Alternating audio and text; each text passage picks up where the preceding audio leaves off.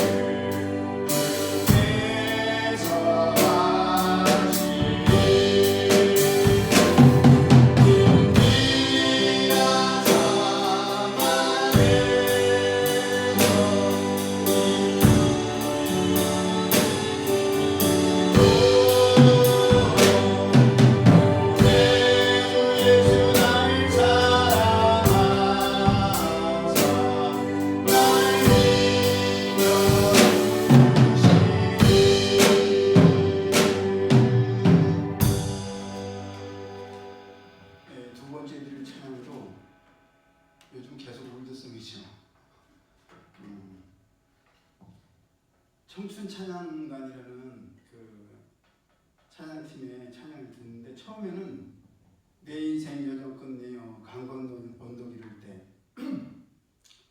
할아버지 할머니들이 나오셔서 이 찬양을 들으시는데 아우 너무 그렇다 그랬어요. 근데 이 찬양이 계속 마음에 우리가 수요일날 빠른 템포의 찬양을 드렸지 않습니까? 근데 빠른 템포의 찬양과는 또 다르게 제 마음속에 계속 두드리시더라고요. 그러면서 우리가 항상 똑같이 고백드리는 일이지만 오늘 우리 유미도 그런 말을 했는데 우리의 발걸음마다 정말 주님께서 인도하셨기에 오늘의 우리가 있는 줄 믿습니다. 응답하셔도 감사, 응답하지 않으심도 감사, 기다리라 하심도 감사. 우리 앞으로의 모든 여정도 주님께서 우리를 책임지시고 이끄실 줄 믿습니다. 그런 마음으로 함께 찬양드리겠습니다.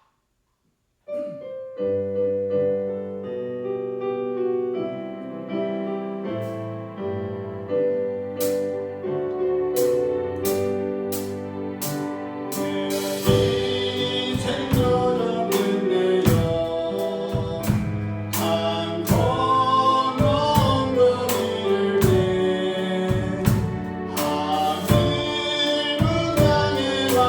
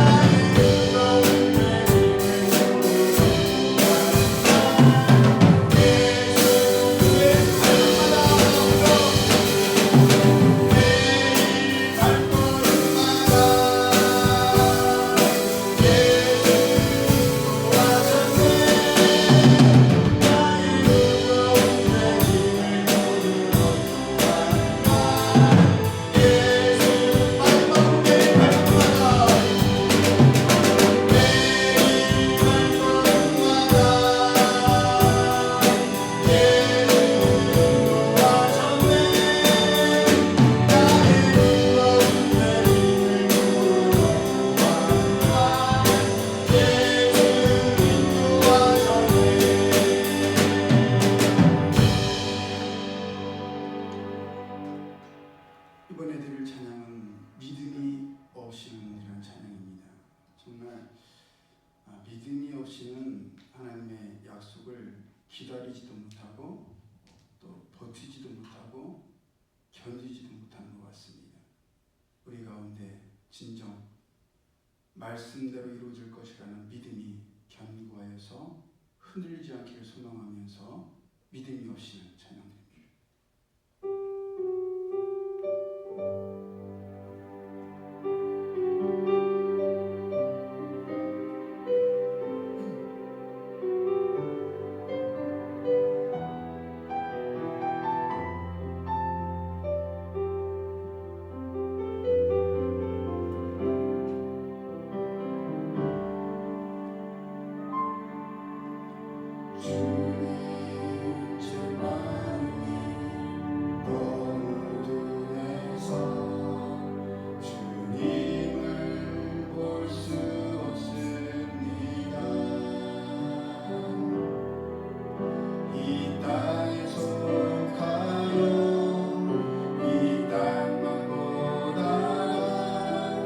주님 손을 놓쳤습니다. 나는 나무대로 왔는데 왜 수저한테 됐나 완전히인데 또 내 삶에 주님을 내어버렸나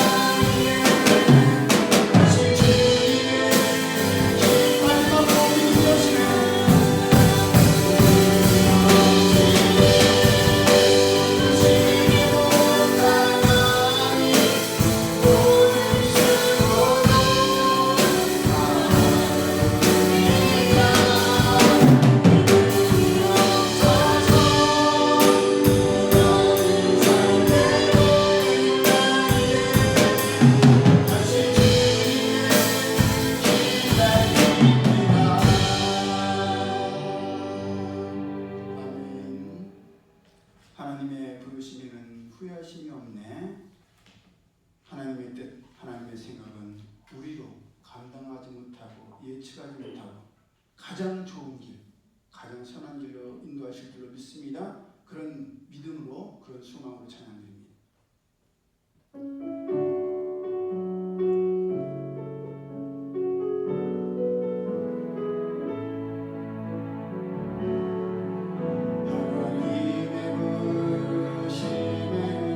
후회하심이 없네.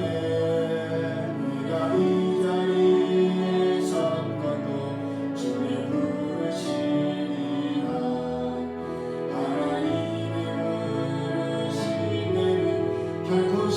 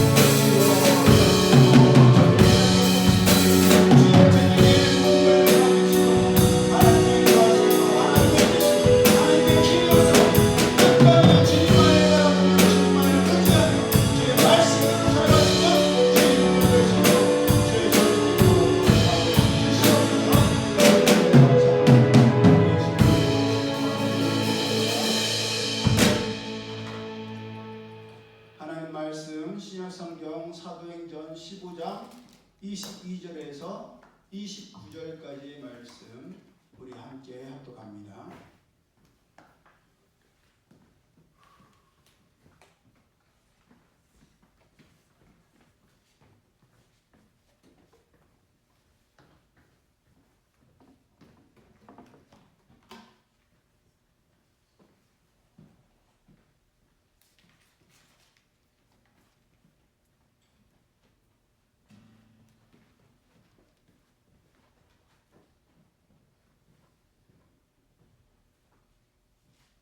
신약성경 사도행전 15장 22절에서 29절.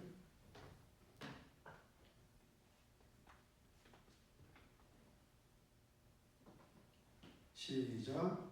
이에 사도와 장로와 온 교회가 그 중에서 사람들을 택하여 바울과 바나바와 함께 안디옥으로 보내기를 결정하니 곧 형제 중에 인도자인 바사바라는 유다와 실라더라. 그 펜에 편지를 붙여 이르되 사도와 장로된 형제들은 안디옥과 수리아와 길리기아에 있는 이방인 형제들에게 문안하노라. 들은즉 우리 가운데서 어떤 사람들이 우리의 지시도 없이 나가서 말로 너희를 괴롭게 하고 마음을 혼란하게 한다 하기로 사람을 택하여 우리 주 예수 그리스도의 이름을 위하여 생명을 아끼지 아니하는 자인 우리가 사랑하는 바나바와 바울과 함께 너희에게 보내기를 만장일치로 결정하였노라. 그리하여 유다와 실라를 보내니 그들도 이 일을 말로 전하리라. 성령과 우리는 이 요긴한 것들 외에는 아무 짐도 너희에게 지우지 아니하는 것이 옳은 줄 알았노니 우상의 제물과 피와 목매어 죽인 것과 음행을 멀리할지니라. 이에 스스로 삼가면 잘되리라. 평안함을 원하노라 하였더라. 아멘. 우리가 함께 합독한 말씀을 본문으로 진리를 알지니 진리가 너희를 자유케 하리라 라는 제목으로 함께 은혜를 나누기를 원합니다. 모든 사도들과 장로들과 온 교회가 예루살렘 교회를 말합니다. 사도 바울과 바나바 또 바사바라는 유다와 실라를 택하여 안디옥으로 보내기로 결의하였습니다. 한두 사람에 의해서 결정된 것이 아니라 모든 사도들과 몇 명인지는 모르지만 교회의 장로들과 더군다나 온 교회가 온 성도들이 사도 바울과 바나바와 유다와 실라를 택했다는 것은 그만큼 그들이 믿을 수 있었다는 이야기요. 그렇게 택함을 받은 사도 바울과 바나바와 유다와 실라는 교회를 대표한 사람들이기 때문에 엄청난 책임을 진 사람들이었습니다.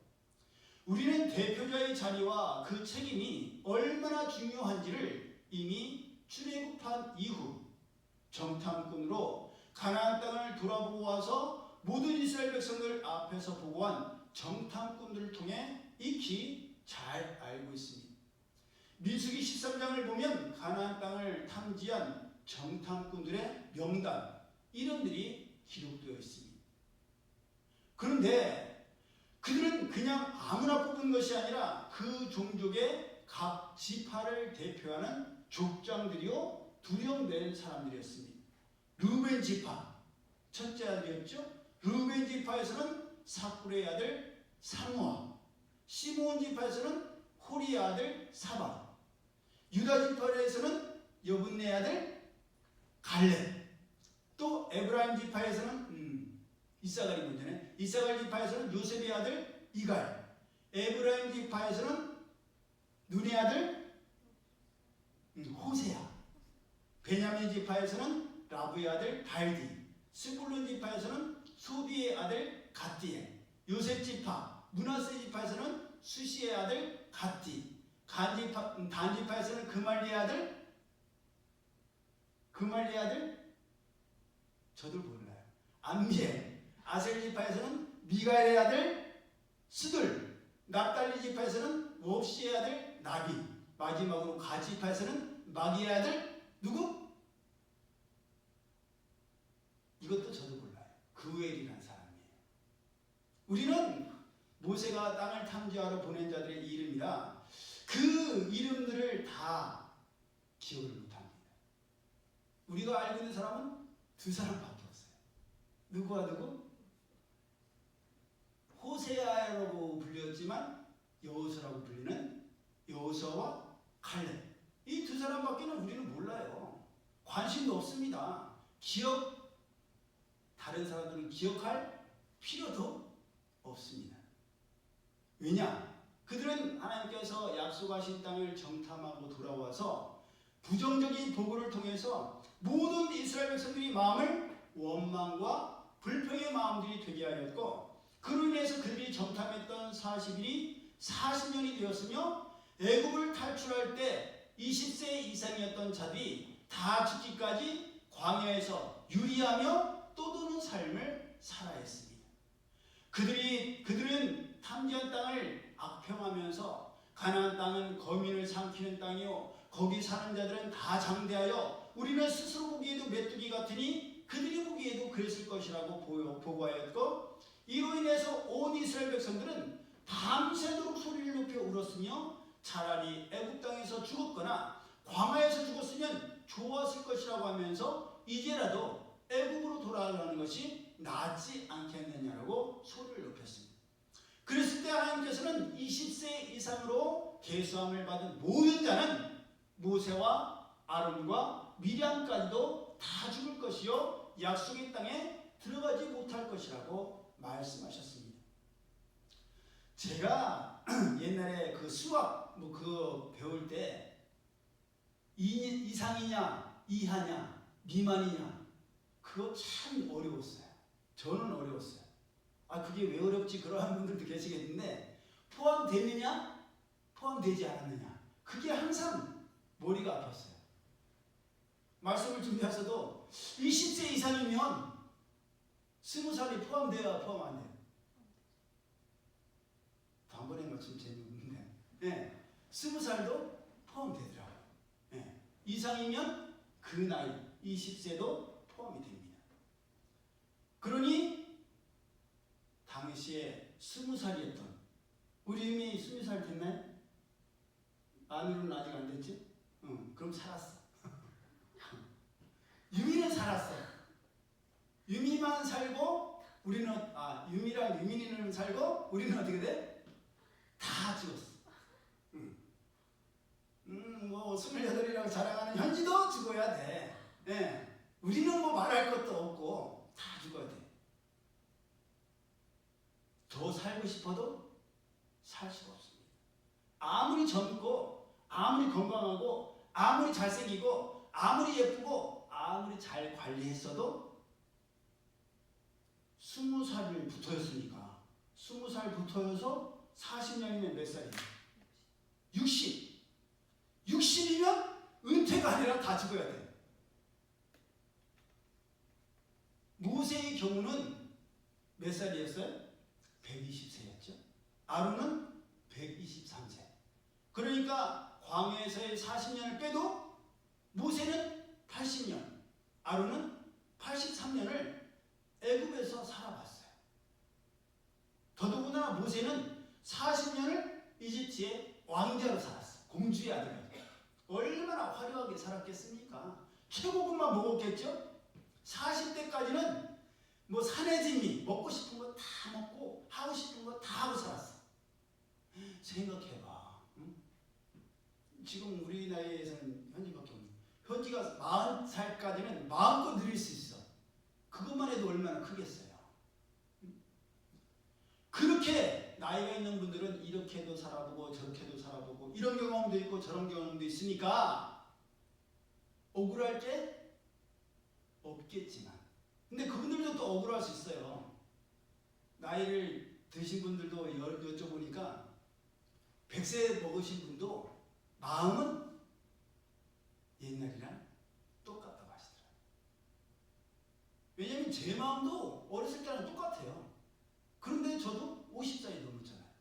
그러니까 100살도 마찬가지겠죠.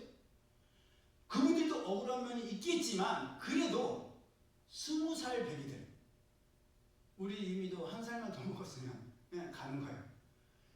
20년 동안 애굽에서 노예로 포로로 살다가 40년은 아무것도 없고 모래만 있는 광야에서 사막에서 살다가 60세 더 살고 싶어도 살지 못하고 60세에 죽어야만 했어요.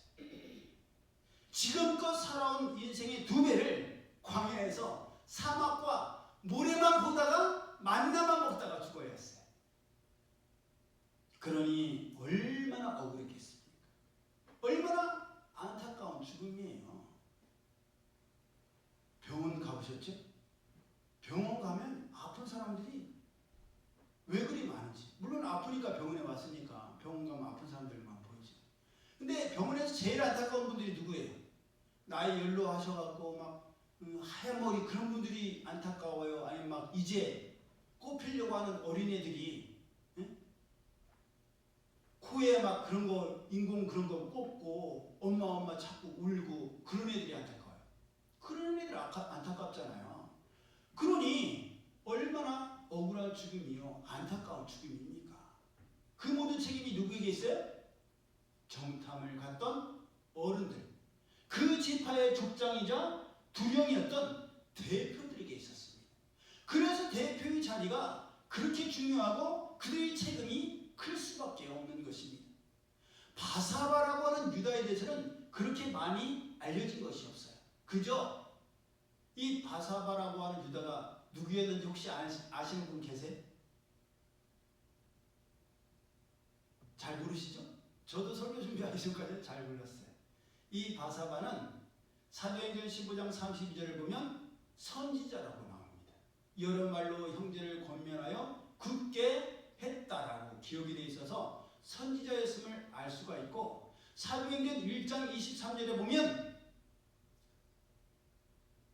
예수님을 팔아넘기고 그 책임을 스스로 해결하려고 목매었다가 줄이 끊어져 창자가 터져 죽은 사람 있죠? 누구예요? 가룟유다죠? 가룟유다를 대신해서 초대교회 성도들이 사도를 한 명 더 뽑자고 합니다. 기억나시죠? 그래서 누구를 뽑아요? 자신있게. 해봐요. 맞아. 첫째는 마띠아를 뽑았죠. 기억나죠? 마띠아는 기억나는데 후보가 한 사람이 아니었잖아요. 후보가 2명이었어. 하나는 마띠아야. 그래서 마띠아가 됐어. 또 다른 사람은 누구예요? 모르죠? 그 사람이 바로 바사바예요. 그 사람이 바사바라고 불리는 유다였어요. 그러니 이 사도 바울, 바나바와 실라와 함께 그 안디옥 교회를 향해서 나갔던 이 바사바라는 사람이 바로 마띠아와 더불어서 사도의 자리에 경쟁을 했던 만큼 신실한 사람이었단 말이에요. 이해가 가시죠? 그래서 이 바사바라는 사람은 그런 사람이고, 실라 많이 들어보셨죠? 예, 신라는 사도행전 16장 25절에서 사도 바울과 함께 옥에 갇혀서 기도드리고 밤중에 하나님을 찬미했을 때 하나님께서 갇힌 자들의 모든 믿는 것이 풀어지게 하셨던 그 놀라운 은혜에 함께 동참했던 사람이 바로 신라였어요. 그래서 사도 바울은 신라와 늘 함께 동역했는데, 신라는 다른 성경에는 실로아노라고 나오기도 합니다. 그래서 전에도 말씀드렸죠. 실로아노는 로마식 이름이고 신라는 히브리식 이름이다. 그래서 이 신라는 그런 사람인데, 그러니 초대교회에 있던 예루살렘 교회에서 사도들과 장로들과 온 성도들이 사도 바울과 바나바와 바사바라고도 하는 유다와 신라를 이방인 교회에 있던 안디옥 교회에 보냈다는 것은 그만큼 그들을 신뢰하고 믿었기 때문이요, 예루살렘 교회의 대표로 보낸 것이었습니다. 여러분, 이번 주 새벽 예배 때에도 계속해서 전한 말씀이지만, 우리 모두는 사도 바울이 자기를 대신하여서 믿음의 아들이라고 부르던 디모데에게 성도들을 부탁하고 또 디도에게 성도들을 부탁하는 것처럼 믿고 맡길 수 있는 신실하고도 충성스러운 변함없는 일꾼들이 되어야 하고 동역자들이 되어야 합니다. 사역자들이 성도들을 먹이고 이끌어 가야 되지, 성도들이 역으로 사역자들을 염려하고 걱정하며 이끈다면 이것은 잘못된 것이요, 자격을 갖추지 못한 것입니다. 하나님께서 사도 바울을 통해서 장로들의 자격과 감독을 맡은 자들의 자격, 집사의 자격까지도 상세하게 말씀하셨다는 것을 우리는 명심해야 합니다. 구약의 제사장들의 자격도 하나님께서 말씀하셨잖아요. 뭐였어요? 대표적인 예로 아무나 제사장이 될 수가 없었고 레위 지파에서만 제사장이 될 수 있었으며 그 레위 지파는 아론의 아들이고, 또 레위 아론의 후손이고 레위 지파라 할지라도 아무나 제사장이 될 수 있었던 것이 아니라 어떤 사람들? 흠이 없는 사람들이 제사장이 될 수가 있었습니다. 모든 자격들이 다 있었어요. 그러니 당연한 자격을 갖추고 하나님께서 맡기신 하나님의 일을 감당해야 되지, 자격이 없는 자로서 부적격자로서 부족한 상태를 개선하지 않은 상태로 거룩하신 하나님의 일을 감당해서는 안 되는 것입니다. 나답과 아비후처럼, 홈리와 비느하스처럼 될 수 있기 때문입니다. 그러므로 예루살렘 교회가 믿고 사도 바울과 바나바와 바사바라고도 하는 유다와 실라를 안디옥 교회에 보냈던 것처럼 하나님께서 믿고 맡기시는 사역자, 온 성도들이 마음을 같이하여 인정하고 신뢰하는 하나님의 일꾼의 자격을 갖추는 우리 모두가 되기를 예수님의 이름으로 축복합니다.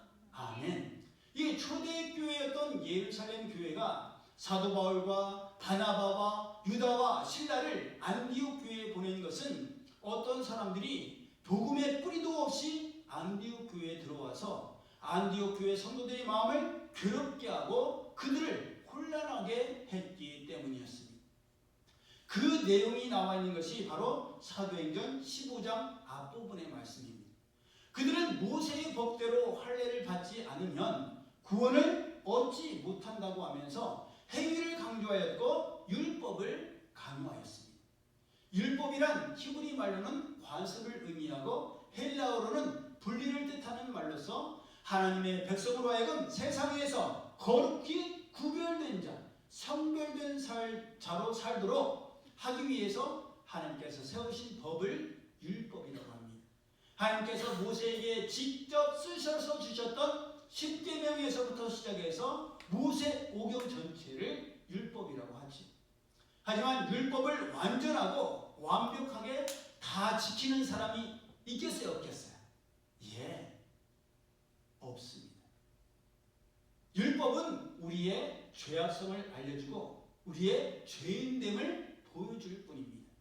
이것은 마치 우리가 주변에서 볼 수 있는 법과 같아서 우리가 법을 통해서 무엇이 옳고 그른지를 알 수 있지만, 그런다고 해서 법이 우리를 의롭게 만들어줘요? 그건 아니죠. 또 법을 다 지킬 수도 없습니다. 나도 모르게 범법을 할 때가 많기 때문이지. 그렇기에 예루살렘 교회에서 열린 회의를 통해서 우상의 더러운 것과 음행과 목매어 죽인 것과 피채 먹는 것에 대해서만 금하기로 결의하게 되었고, 그 사실을 편지에 쓰고 사도 바울과 바나바와 바사바와 유다와 바사바와 실라를 통해서 전하게 했던 것입니다. 여러분, 교회에서 파송을 받아가는 것이 이래서 중요합니다. 개인적으로 가서도 전할 수가 있겠지만 교회의 만장일치를 통해서 보냄을 받았기 때문에 그 공정성을 인정받을 수가 있고 정당성이 확인될 수 있기 때문입니다.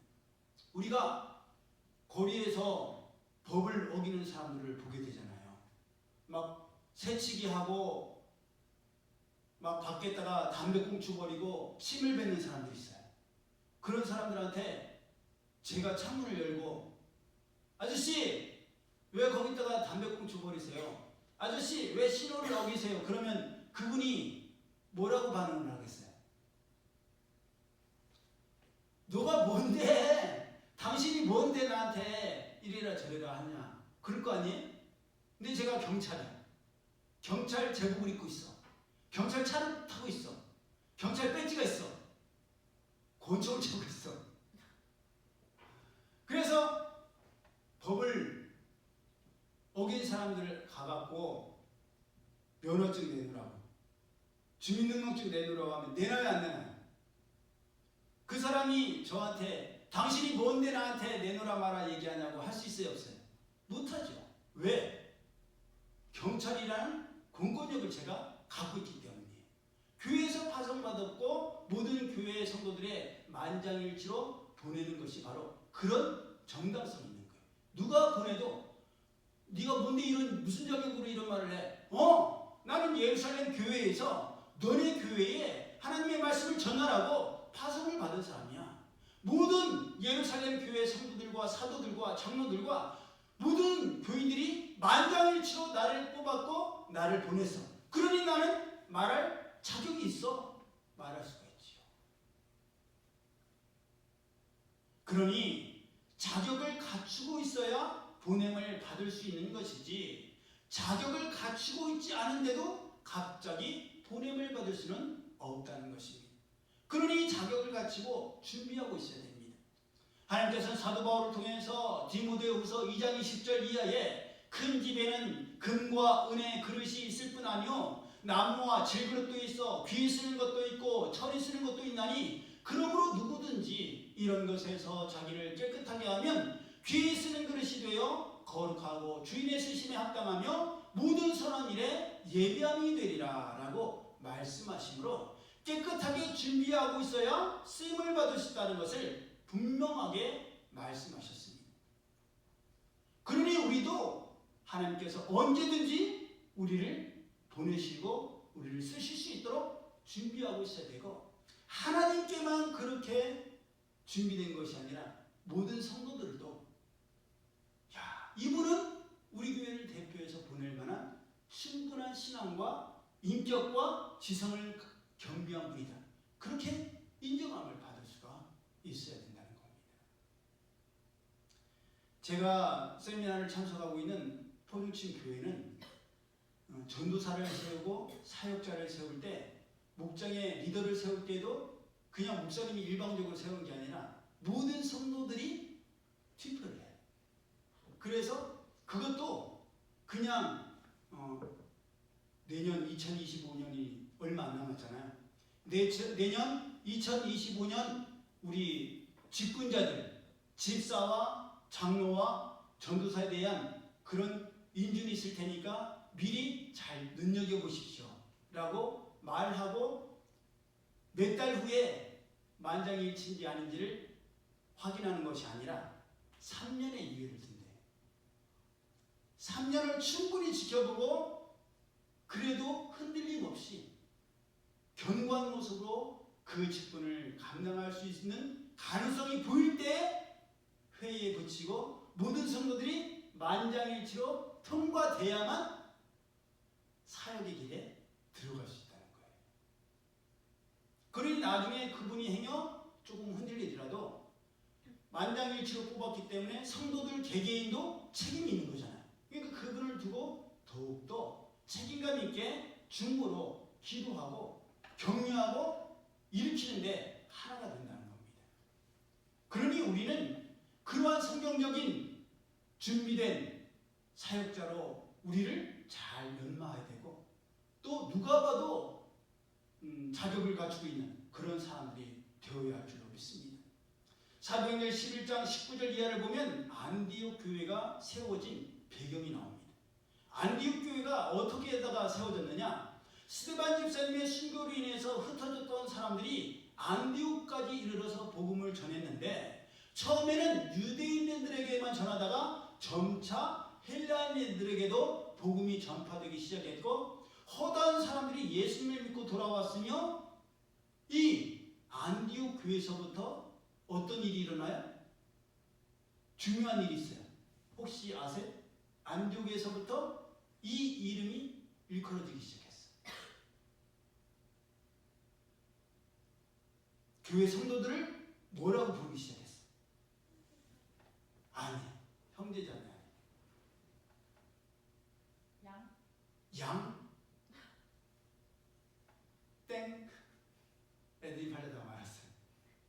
그리스도인이라. 크리스찬이라. 그리스도인. 예수 그리스도를 닮은 사람들. 작은 예수님이라고 부르기 시작했어요. 그 말은 뭐예요? 분명히 모 교회는 예루살렘 교회인데 거기에서 핍박이 일어나고 박해가 일어나서 흩어진 사람들이 안디옥까지 이르러서 복음을 전해서 세워진 교회가 안디옥 교회인데 그 안디옥 교회 사람들이 모 교회인 예루살렘 교회보다 더 믿음으로 신실하게 살아간 거예요. 그 안디옥이라는 곳 자체가 굉장히 상업적인 지역이었습니다. 그러니까 타락할 수 있는 그런 조건이 있었는데도 불구하고 그 교회 성도들이 정말 예수님을 믿는 사람답게 살아간 거예요. 그러니까 안디옥 교회 지역 사람들이 안디옥 교회 성도들을 향해서 저들은 그리스도입니다. 저들은 정말 예수님을 닮은 사람들이다라고 일컫기를 시작했다는 거예요. 그게 바로 안디옥 교회였습니다. 그래서 안디옥 교회는 많은 준비된 일꾼들이 있었어요. 사도행전 13장 1절을 보면 바나바라는 사람 알죠? 착한 사람이고 어진 사람이고 그로 인해서 말씀을 전했고 많은 사람들이 돌아오는 바나바도 있었고 니게르라 하는 흑인 시므온도 있었고 구레네 사람 루기오 분봉왕 헤롯의 젖동생 마나에. 그러니까 교회에 다양한 사람들이 있는 거예요. 어떤 사람은 흑인은 뭐예요? 그 당시에 흑인은 노예도 있고 분봉왕의 젖동생이야 의동생이야. 그럼 뭐예요? 왕족, 귀족인 거예요. 그러니까 천하디 천한 노예서부터 시작해서 높디 높은 왕의 왕족이까지도 그 교회에 다 있었던 거예요. 그런데도 서로 뭐라 불러? 형제, 자매라고 부르는 거예요. 우리 교회에 우리 한국 초기 기독교 얘기 들어보셨죠? 양반과 상놈이 같은 교회에서 신앙생활을 하는 거예요. 그런데 거기에서 초대 장로를 뽑았는데 누가 장로가 됐어요? 상놈이 장로가 됐어. 양반은 안 됐어. 그러면 그때 양반과 상놈이 굉장히 나눠질 때였는데 그런데도 불구하고 그 땅 주인, 지주의 아들인 양반이 종이요 늙은 사람인 그 장로님에게 깍듯하게 장로님이라고 부를 거예요. 그렇게 인정을 했어요. 그래서 사람들이 야, 교회는 다르구나. 밖에서는 양반과 상놈이 절대 같이 말을 섞을 수도 없고 밥도 먹을 수 없는데 교회에서는 양반이 상놈에게 장로님이라고 하고 그 권위를 인정하고 순종하는 거예요. 이게 바로 하나님의 교회구나. 정말 하나님의 나라에는 모두가 다 공평하구나. 그래서 부흥의 역사가 일어났다고 합니다. 그런 교회가 바로 안디옥 교회였어요.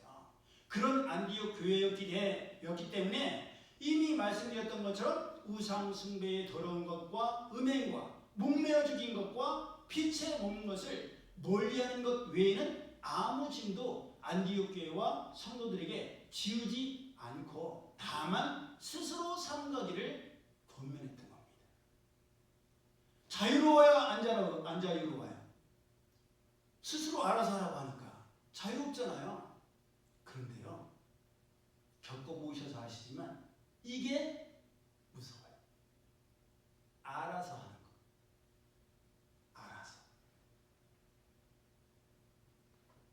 성경에서 스스로 알아서 하고 스스로 삼가는 것 하면 떠오르는 말씀이 있어요. 각자가 알아서 해.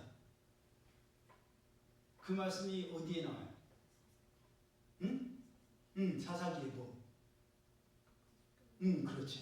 그때에는 이스라엘에 왕이 없으므로 사람마다 자기 소견에 옳은 대로 행하였더라. 사사기에 나오죠?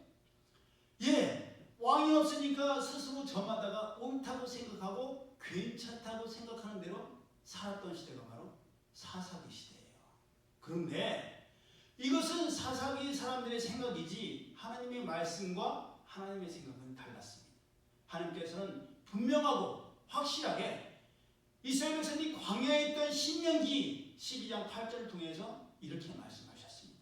우리가 오늘날 여기서는 각기 소견대로 하였거니와 너희가 거기서는 하지 말지니라.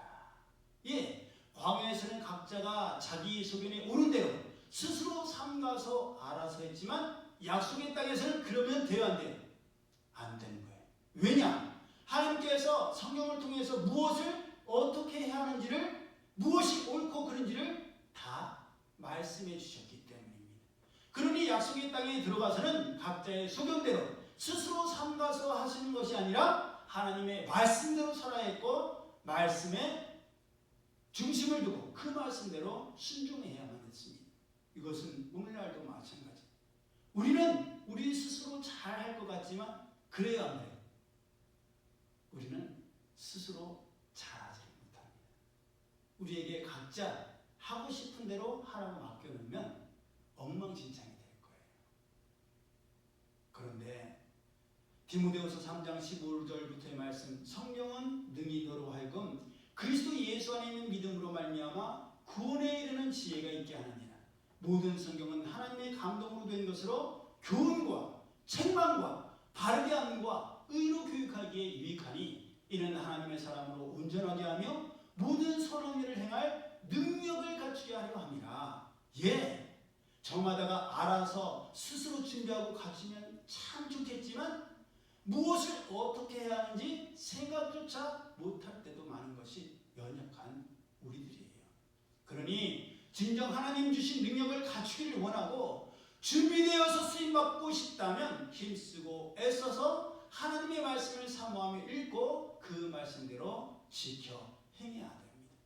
우리는 우리 스스로를 새롭게 할 수가 없고 변하게 할 수 없지만 히브리서 4장 12절에 하나님의 말씀은 살았고 활력이 있어 좌우의 날선 어떤 검보다도 예리하여 혼과 영과 및 관절과 골수를 찔러 쪼개기까지 하며 또 마음의 생각과 뜻을 판단하나니 지은 것이 하나라도 그 앞에 나타나지 않음이 없고 우리의 결산을 받으실 이의 눈앞에 만물이 벌거벗은 것 같이 드러나느냐라고 말씀대로 하나님의 말씀이 우리를 수술하시고 우리를 새롭게 하시는 줄로 믿습니다.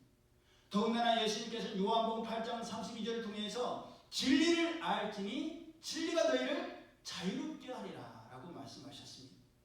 예, 진리는 우리 가운데 있는 게 아니에요. 진리는 예수님의 말씀 가운데 있습니다. 성령께서 우리 가운데 계셔야 우리가 성령의 인도하심을 따를 때에 자유할 수가 있습니다. 성령의 인도하심을 따르지 아니하고 하나님의 말씀을 따르지 아니하고 내 생각, 내 욕심, 이성의 종욕을 따를 때 거기에 참된 자유가 있어요? 아니에요. 잠깐은 자유하는 것 같지만 그 죄악들이 우리의 발목을 잡습니다. 우리의 마음을 흔들어 놔버려요.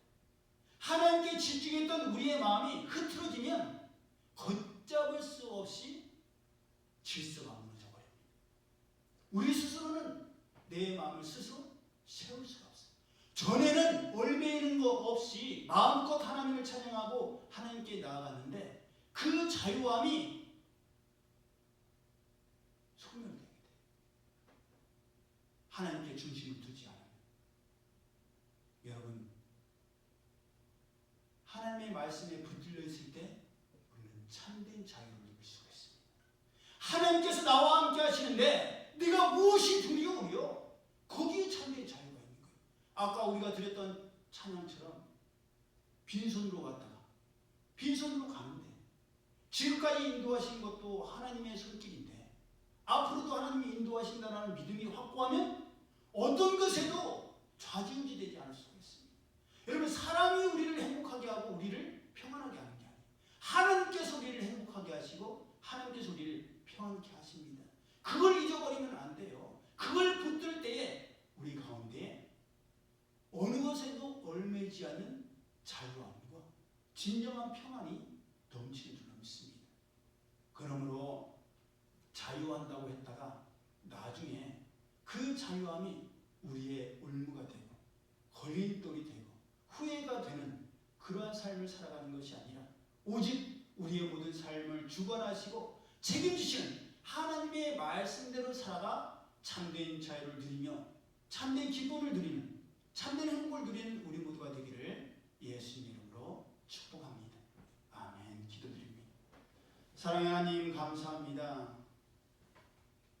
내 마음대로 하고 싶은 대로 눈이 이끄는 대로 살아가는 것이 내 감정이 이끄는 대로 살아가는 것이 자유가 아니라 내 삶의 모든 것을 책임지시고 인도하시는 분은 하나님이심을 믿고 하나님을 붙들고 하나님을 의지할 때 하나님 주신 모든 것 가운데에 참된 자유를 누릴 줄로 믿사오니 길이요 진리요 생명이신 주님만을 의지하며 나가는 저희 모두 되게 하여 주옵소서. 이제는 우리 주 예수 그리스도의 은혜와 하나님 아버지의 그 크신 사랑하심과 성령님의 교통하심이 오직 하나님의 말씀을 붙듦으로 인하여서 길이요 진리요 생명이신 예수님 안에 거함으로 인해서 참된 자유를 누리고 자유를 날마다 하나님 앞에 귀하게 내 스스로 고백하며 헌신하며 충성을 다할 수 있는 저희들 모두 될 수 있도록 주의 성령님께서 역사하여 주시옵소서. 감사드리며 예수님 이름으로 축복하며 기도드리옵나이다.